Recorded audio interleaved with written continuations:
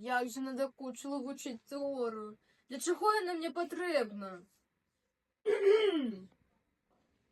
А ты ведаешь, что аўтар гэтага падручніка бацька выдатнага чалавека, герой Беларусі, і музыка грала велізарную роль у яго жыцці.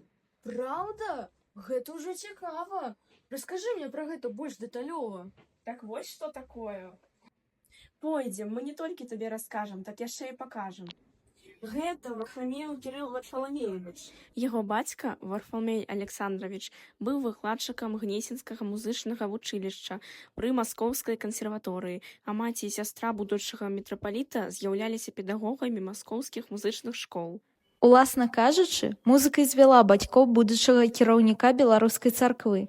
Сам Кірыл Вахрамеў, будучы мітрапаліт Філарэт, скончыў музычную школу па класе харавых спеваў і кантрабаса. Але пасля школы выбраў іншы шлях, вырашыў стаць святаром, не гледзячы на цяжкі час. Дзякуючы намаганням мітрапаліта Філарэта адбывалася духоўнае адраджэнне на беларускай зямлі. Ён заняў адметнае месца ў гісторыі нашай краіны і за сваю дзейнасць быў удостоены звання Героя Беларусі.